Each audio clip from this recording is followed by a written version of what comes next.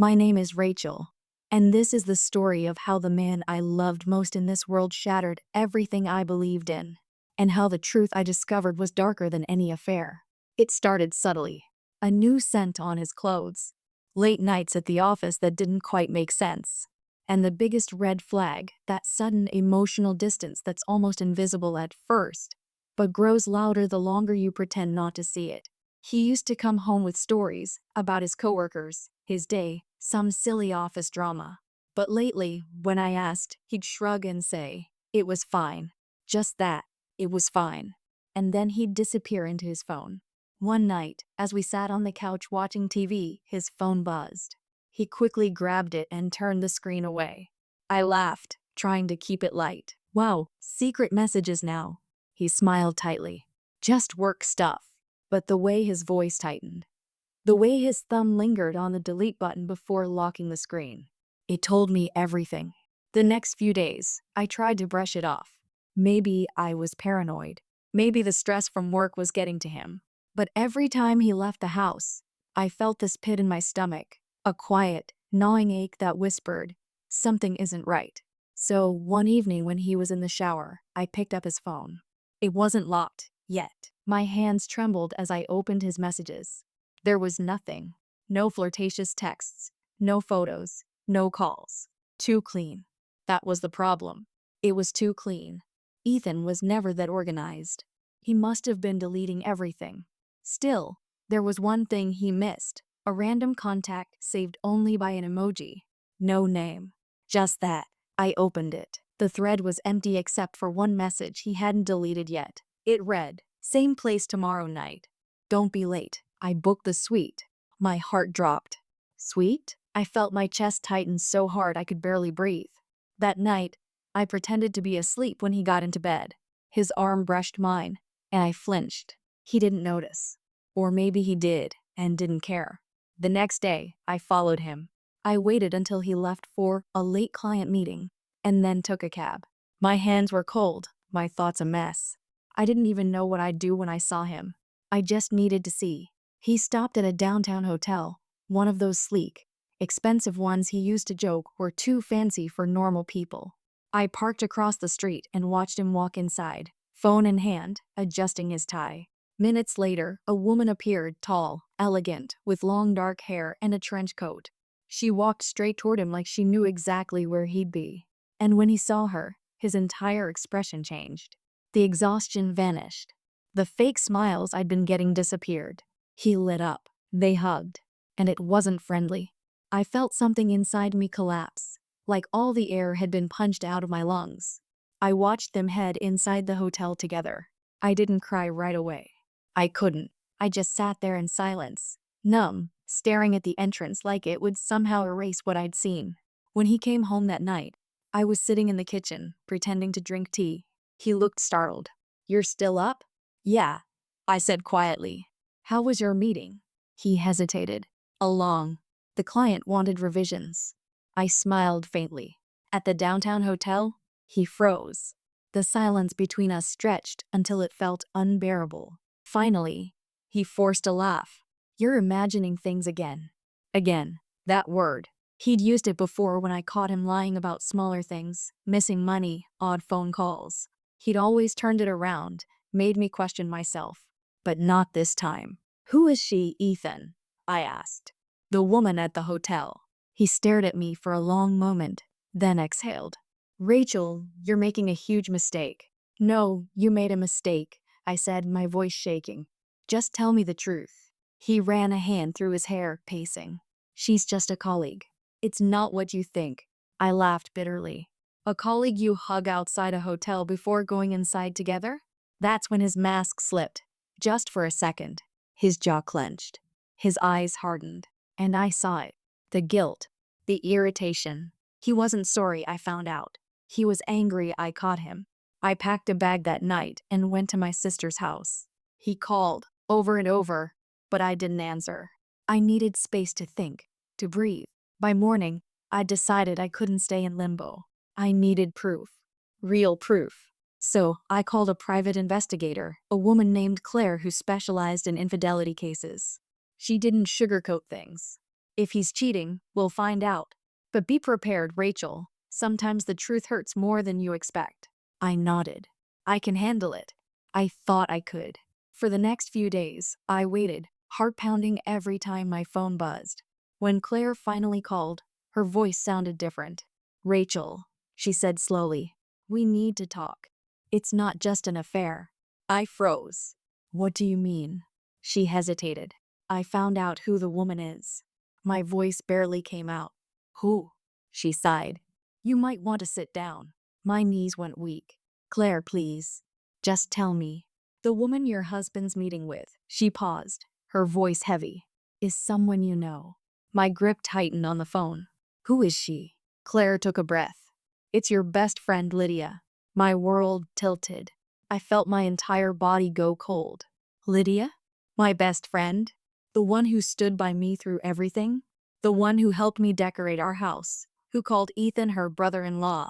No, it couldn't be. But deep down something inside me already knew. I stared at the wall, my mind spinning, my breath coming in short bursts. If Lydia and Ethan had betrayed me together, what else were they hiding? Because something about this didn't feel like just an affair. Something about the way Claire said it, the way her tone changed, told me there was more, much more. And whatever it wasn't just going to break my heart. It was going to destroy everything I thought I knew about my life. End of part 1. Rachel just learned her husband's affair is with her best friend. But the investigator hints the truth runs even deeper. I don't remember much about that night after Claire told me the truth. I sat in my sister's guest room, staring at the wall until sunrise. My mind kept replaying moments with Lydia, our shared laughter, our deep conversations, our promises to always have each other's backs. And all the while she'd been sleeping with my husband. The betrayal cut so deep, it didn't even feel real. It felt like I was watching someone else's life fall apart. But as the morning light filled the room, a cold clarity settled in. I wasn't just going to cry about it. I was going to find out everything. When I met Claire the next afternoon, she already had a folder prepared, photos, receipts, timestamps. Your husband has been meeting Lydia at the Grand Oak Hotel twice a week, she said, flipping open the file. Sometimes during work hours, sometimes late at night. Always the same suite. She slid a photo toward me. It was Ethan and Lydia, laughing in the hotel lobby, her hand on his chest. My stomach turned. Do you want me to keep digging? Claire asked gently. Yes, I whispered. I want everything. Every detail. Every secret. I want to know how long this has been going on. She nodded. Then you'll need to be strong, Rachel, because I think there's more going on than just an affair. That night, I drove back home. Ethan's car was in the driveway. My hand shook as I turned the key in the lock. He was sitting on the couch, scrolling through his phone like nothing had happened. He looked up, surprised. Rachel? You're back? I stood there, staring at him. Yeah. I thought maybe we should talk. He nodded, a little too quickly. Good. Because this whole thing has gotten out of hand. You've been listening to the wrong people. The wrong people? I repeated, laughing bitterly. You mean the ones showing me photos of you and Lydia at a hotel? His face went pale. Don't play dumb, I continued, my voice shaking. I know, Ethan. I know. He ran a hand over his face. Rachel, please, don't you dare say my name like you care. I snapped. How could you? She's my best friend. He stood up, his voice rising. You don't understand. Then make me understand, I shouted. Explain how you could do this to me. He stared at me, jaw tight. It wasn't supposed to happen. Lydia. She came to me about something, and it just got complicated. Got complicated. I repeated in disbelief. That's what you call it. Sleeping with my best friend? He clenched his fists, frustration flashing across his face. You're twisting this. You always twist things. I laughed, a cold, broken sound. Oh, so now it's my fault? Rachel, stop, he yelled. You don't know the whole story. My eyes narrowed. Then tell me. Because from where I'm standing, the story's pretty damn clear. He looked away, silent. That's when I realized he wasn't going to tell me the truth. He was still hiding something. The next morning, I called Lydia. No answer. So I drove to her apartment. Her car was parked outside. I knocked. Nothing. After the third knock, She opened the door, her face pale and tired. Rachel, she breathed. I stared at her. How long? Her lips trembled. Rachel, please, let me explain. Answer me, I shouted. How long have you been sleeping with my husband? Tears welled in her eyes. It wasn't like that. Don't lie to me, I cried. I saw the pictures, Lydia. She covered her mouth, shaking. It started 6 months ago. I swear I didn't mean for it to happen. My heart sank. 6 months. She nodded. I stepped back, disgusted. I let you into my home. I trusted you with everything. You sat at my table and smiled at me while you were. She burst into tears. Rachel, I'm so sorry. Please, just listen. Ethan. He told me things. Things about you. I froze. What things? She hesitated. He said you were seeing someone else, that you were planning to leave him. I stared at her, stunned. What? He said you were only staying for the money, that you didn't love him anymore. I laughed bitterly. And you believed him? I didn't want to, she whispered. But he made it sound so real. He said he needed comfort, that he felt abandoned. I shook my head. And you comforted him in bed, huh? Her eyes filled with shame. I didn't know what to do. I was stupid. I'm sorry, Rachel. I really am. I wanted to slap her. I wanted to scream. But more than anything, I wanted answers. So I asked the one question that had been haunting me. Why him, Lydia? Of all people, why Ethan? She hesitated. Because it wasn't just about love. My heart stopped. What do you mean? Her gaze darted away. You should ask him that. He'll never tell you the truth. Lydia, what are you talking about? I demanded. What truth? She wiped her tears and whispered. It's not just an affair, Rachel. There's something else. Something illegal. My breath caught. Illegal? But before I could say more, her phone buzzed. She glanced at the screen, and her face turned white. She whispered. He knows I told you. He's coming. I grabbed her arm. Who? Ethan? She nodded. Rachel, you have to go. Please. Leave before he gets here. I stared at her, confused and terrified. What are you talking about? What did you two do? But she only shook her head, tears streaming down her cheeks. I can't say. Just go. Before I could move, headlights flashed outside the window. A car had just pulled up, Ethan's car. Lydia's voice trembled. Rachel, please. You can't be here when he comes in. I hesitated, torn between fear and fury. No, I want answers. I'm not leaving until I know the truth. She grabbed my hand desperately. Rachel, please. If you stay, you'll regret it. You don't know what he's capable of. Her words chilled me to my core. The front door creaked open. Footsteps. Ethan's voice echoed through the hallway, calm, cold, and controlled. Lydia, he called out. We need to talk. She froze. Her eyes met mine, terrified. Then, in a whisper, she said the last thing I expected. Rachel, he's not who you think he is. Before I could reply, Ethan stepped into the doorway. His eyes moved from Lydia to me. And in that split second, the warmth I used to know vanished completely. He smiled. But it wasn't the smile of a husband. It was the smile of a man with secrets buried deep enough to ruin lives. End of part 2. Rachel realizes Ethan's betrayal goes beyond infidelity. Lydia hints he's involved in something illegal. And Ethan has just walked in, his mask finally slipping. Ethan's presence filled the room like poison. He stood in the doorway, calm and expressionless, as if walking in on his wife and his mistress together was completely normal. Rachel, he said smoothly, I didn't expect to find you here. I could barely breathe. I bet you didn't. Lydia stepped back, trembling. Ethan, please. Shut up, he snapped, his voice cold enough to freeze the air. You've said enough already. That's when I realized he knew Lydia had told me.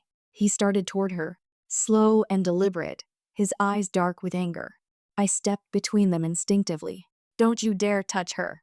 He smiled, that same cruel, twisted smile I'd never seen before. Relax, Rachel. I'm not going to hurt anyone. He leaned closer. At least, not yet. Stop it, I shouted. I know everything, Ethan. I know about the affair, the hotel, the lies. You're done. His expression didn't change. You think you know everything, he said softly, But you don't even know who I really am. Something in his tone made my stomach twist. What are you talking about? Lydia started crying again. Ethan, please, don't drag her into this. Too late, he muttered. He reached into his pocket, pulled out a small black envelope, and threw it onto the coffee table. You want the truth, Rachel? Open it. I hesitated, then picked it up. Inside were photos, stacks of them. Me, my office, my car, my phone records, my bank statements. What the hell is this? I whispered. Information. Ethan said simply. You've been under investigation for months. I stared at him, confused. Investigation? For what? He chuckled darkly. For the money missing from my company's accounts. You don't think I noticed, did you? $500,000 gone, all transferred to accounts in your name. What? I gasped. Ethan, I would never. Oh, save it. He sneered. You thought I wouldn't find out. I have every document, every transaction. You set me up. Lydia looked horrified. Ethan, that's not true. You said you were the one moving the money. He turned on her, his eyes burning. Shut up, Lydia. But she didn't stop. You told me it was just temporary. You said you were using offshore accounts to avoid taxes that Rachel couldn't know. Enough, he roared. My heart pounded. You're laundering money? Ethan's jaw clenched. Don't act like you're innocent. Those accounts are in your name, not mine. If this blows up, guess who takes the fall? My blood ran cold. It hit me, the real reason for everything. The secrecy, the distance, the manipulation. He hadn't just cheated on me. He'd set me up. You used me, I whispered. He shrugged. I protected myself. You were convenient. I felt dizzy. You married me for this? He smirked. Partly. You had a clean record. Good job. Perfect credit score. You were the perfect cover. Lydia covered her mouth, sobbing. Ethan, stop. He ignored her. The affair? That was just stress relief. But now you've ruined everything, Rachel. You had to go snooping. I loved you, I said quietly, and you destroyed me. He leaned in close, whispering near my ear. You were never supposed to find out. I slapped him. Hard. His head snapped to the side, but he didn't hit back. He just smiled. That was a mistake. He turned to Lydia. Pack your things. You're leaving town tonight. She shook her head. No, I'm done helping you. I'm done lying for you. Ethan's smile vanished. You think you can walk away? You forget who has everything, the emails, the transfers, the recordings. I own you both. He took a step toward her, but I moved between them again. Stay away from her, I warned. If you touch her, I swear. He raised a brow. You'll what? Call the police? Go ahead. Show them those accounts. See who they arrest first. He turned and walked to the door. Before leaving, he looked back at me with a smirk. You should have stayed out of it, Rachel. You have no idea what kind of mess you've stepped into. Then he was gone. The silence that followed was suffocating. Lydia sank to the floor, shaking. Oh my God, he's really going to do it. He's going to blame you. I knelt beside her. You have to tell me everything. Now. She nodded, tears streaming down her face. Ethan's been running fake consulting contracts through his company for almost 2 years. He funnels the money through dummy accounts, ones in other people's names. People like me, I said bitterly. She nodded. He used your details to open those accounts, your ID, your signature, everything. I thought he was just protecting your finances. I didn't know until it was too late. My hands trembled. And you helped him? I didn't realize what he was doing at first, she cried. By the time I did, he said if I told anyone, he'd ruin me too. I closed my eyes, trying to breathe. My life, my marriage, my reputation, all built on a lie. I have to go to the police, I said finally. Lydia shook her head violently. No. If you do, he'll destroy you. He's already planned it. Every document points to you. I stood up. Then I'll find proof, something that shows he forged it. She grabbed my hand. Rachel, please, you don't understand. He's not working alone. There are people involved who can make you disappear if you cross them. Her words made my blood run cold. What people? She hesitated. His business partners. They're not just corporate investors. They're dangerous. I've seen them. The kind of men who make problems go away. I stared at her in horror. So if I expose him, she finished the sentence for me. He won't let you live long enough to do it. That night, I didn't go home. I didn't even tell Claire what had happened. I drove to a quiet motel on the edge of town, locked the door, and sat in the dark with my phone clutched in my hands. I couldn't go to the police. I couldn't go home. I was trapped. Then my phone buzzed. A message from an unknown number. You should have listened, Rachel. You have 24 hours to fix this, or I will. No name, no details. But I knew exactly who it was. Ethan. And suddenly, I realized this wasn't just about betrayal anymore. It was about survival. End of part 3. Ethan's true motives are revealed. He's been laundering money under Rachel's name, framing her in the process. Now, with his threats escalating, Rachel must decide whether to fight back or run for her life. That message changed everything. For the first time in my life, I was truly terrified. Not just emotionally, but physically. Ethan wasn't bluffing. He had the money, the connections, and the kind of darkness in his eyes that said he'd do whatever it took to protect himself. But if he thought I was going to sit quietly and let him destroy me, he didn't know who he was dealing with. I spent the next few hours piecing together everything I'd learned.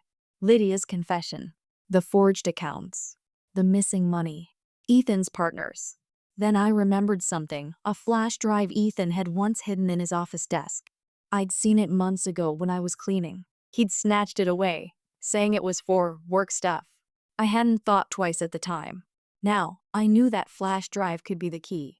At sunrise, I drove back to our house. My heart pounded as I parked across the street, scanning for Ethan's car. It wasn't there. I used my spare key to slip inside quietly. The place felt foreign, cold, and lifeless. Every photo on the wall, every gift we'd shared suddenly looked like a piece of a trap I'd walked right into. I went straight to his office. His desk drawers were locked, but I found the old trick, a thin nail file tucked behind the books. Ethan had used it before to pick a lock. I used it now. Click. The drawer opened. I rummaged through stacks of papers, fake invoices, and banking forms, all bearing my name. My stomach tightened. Then, tucked underneath a folder marked Consulting 2024, I found it. A small black flash drive. I plugged it into his laptop, praying it wasn't password protected. It was. Damn it, I whispered. I stared at the keyboard, thinking, what password would Ethan use? Birthdays? No, too easy. Our anniversary? No, he never remembered that. Then it hit me, the name of his first company. The one he was obsessed with before he met me. I typed it in. Evil Core. The screen unlocked. What I found inside made my blood run cold. Hundreds of folders. Labeled with names, not just mine. There were others. Other people Ethan had used. Employees, friends, even his own relatives. He'd been running this scam for years, moving dirty money through innocent people's identities. Some folders even had photos, copies of passports, signatures. I opened one labeled R. Miller. It contained recordings, audio files of phone calls. I clicked one. Ethan's voice came through, smooth and confident. Transfer the amount through her account, he said. She won't notice. She trusts me. Then another voice. Unfamiliar, deep, dangerous. You better keep her quiet. If this goes public, you know what happens. Ethan laughed. Don't worry. She's too soft to ever suspect a thing. I felt something inside me snap. Too soft, too naive, too blind? Not anymore. I copied every file onto my own flash drive, my hands shaking. But just as I was ejecting it, I heard a sound, the creak of the front door. My heart stopped. Rachel? Ethan's voice. He was home. I quickly unplugged the drive and hid it under the keyboard. He walked in seconds later, looking disheveled, furious, and dangerous. Well, he said, his eyes narrowing. Couldn't resist coming back? I forced a shaky smile. I needed my things. Your things? He glanced at the desk. Looks like you were touching my things instead. He stepped closer. You've been in my office, haven't you? I wanted answers, I said, my voice trembling but steady. You should have stayed away. He grabbed my wrist hard. Ethan, you're hurting me, I cried out. Good, he hissed. Because I'm done playing games. You're going to fix this. Fix what? You're going to sign a statement saying you handled all the company's finances. That every transaction was your idea. That I knew nothing. I stared at him, stunned. You're insane. His grip tightened. You don't have a choice. Just then, his phone buzzed. He let go for a moment to check it, and I used that moment to slip free, backing toward the door. What are you doing? He demanded. I glared at him. I'm not signing anything. I'm done letting you use me. He laughed. And who's going to believe you, Rachel? You think the police will take your word over mine? You're already guilty on paper. I felt tears sting my eyes, but I refused to look weak. Then I'll find someone who will. His expression darkened. That's a mistake you'll regret. He lunged forward, but before he could reach me, the sound of another voice cut through the tension. Ethan, stop. It was Lydia. She was standing at the doorway, holding up her phone, recording everything.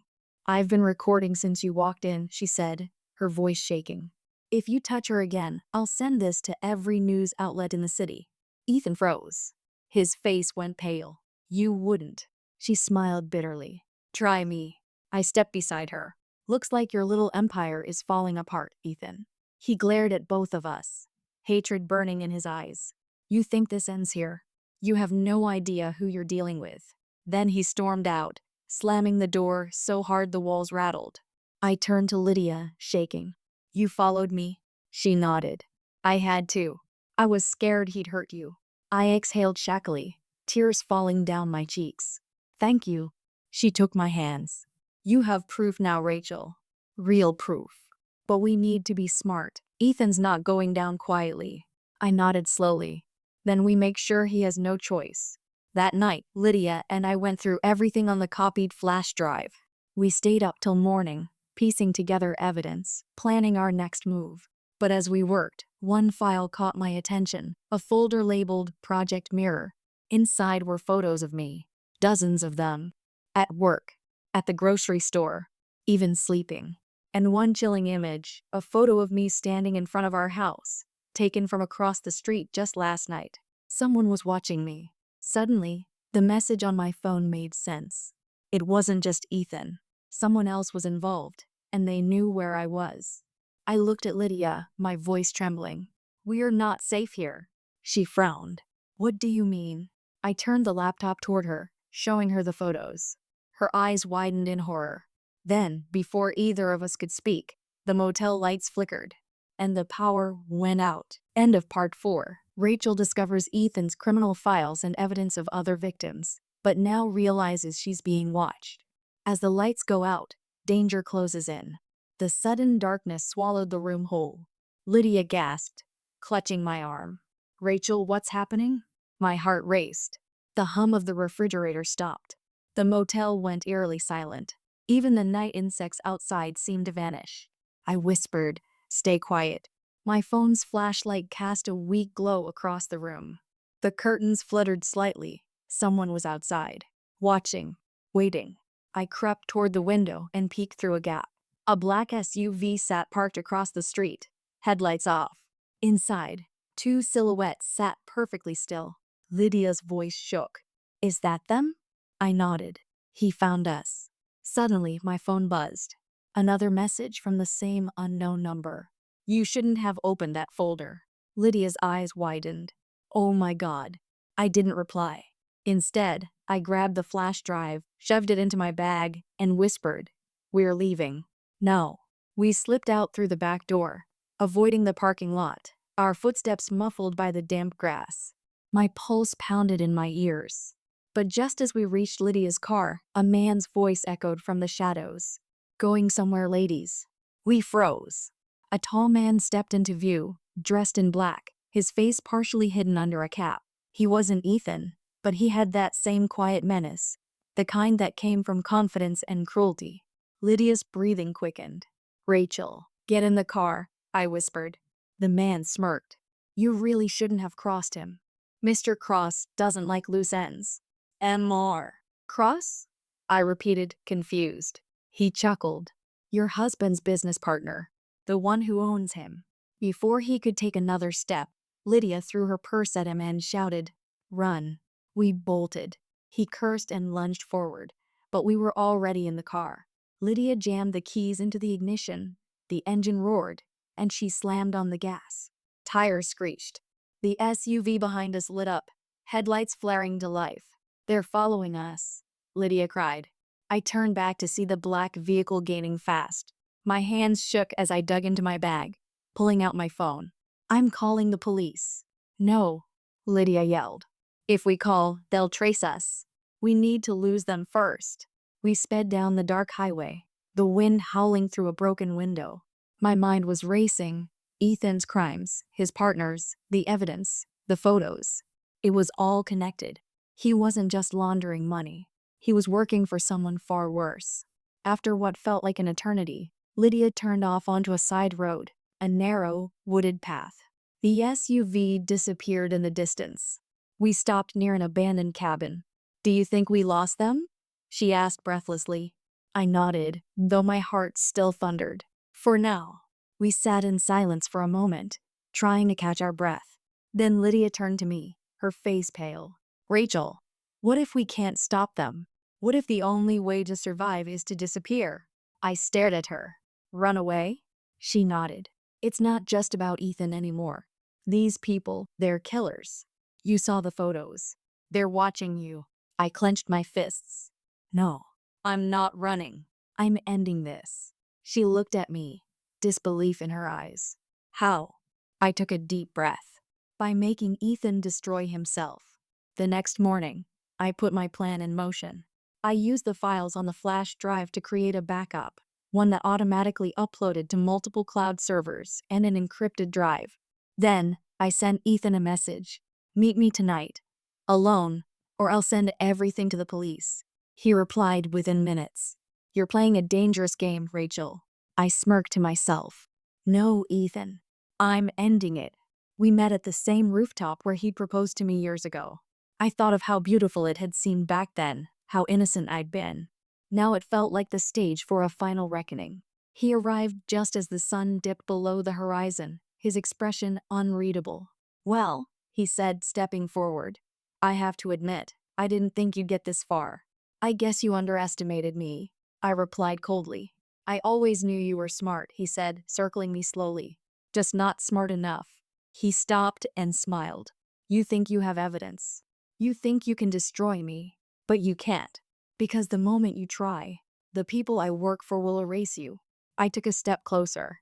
"Maybe, but they'll erase you first." He frowned. "What are you talking about?" I held up my phone. "I sent everything to your partner, Mr. Cross. Every file, every recording, every message. I told him you planned to betray him, to take all the money and disappear." For the first time, Ethan's confident expression cracked. "You didn't." "Oh, I did." He grabbed my arm, shaking me. "You stupid." But before he could finish, his phone rang. He looked at the screen, and all the color drained from his face. I stepped back, smiling faintly. "That'll be Cross. You should answer." He hesitated, then slowly lifted the phone to his ear. A voice on the other end was shouting. Even from where I stood, I could hear the rage. Ethan tried to speak, but the voice cut him off. He froze, eyes widening. Then suddenly, he whispered, "No, please, it wasn't me." The line went dead. He looked up at me, fear finally overtaking arrogance. "Rachel, what did you do?" I crossed my arms. "Exactly what you taught me." I played smarter. He took a step back, trembling. "You don't understand. They'll kill me." I stared at him, emotionless. "Welcome to my world." Then I turned and walked away. Behind me, I heard him shout my name, once, twice, before a car screeched to a halt in the distance. Two men stepped out. I didn't look back. Weeks later, the news reported that Ethan Cole, CEO of Evo Core Consulting, had gone missing. His company was under federal investigation for fraud, embezzlement, and links to organized crime. His body was never found. I sold the house, closed every account, and started over under a new name. Lydia moved abroad, finally free from his shadow. Sometimes, I still wake up in the middle of the night, remembering his voice. That calm confidence. That manipulation. But then I remind myself I won. He forced me into his lies, his darkness, his world of greed and deceit. But in the end, the truth destroyed him. And as for me, I found peace in the ashes of everything he tried to burn. End of part. Story summary. Rachel discovers her husband Ethan's affair, only to uncover a massive money laundering conspiracy where he used her as a scapegoat. With Lydia's help, she exposes Ethan to his own dangerous partners, turning his manipulation back on him. In the end, Ethan disappears, and Rachel walks away free, scarred but stronger than ever.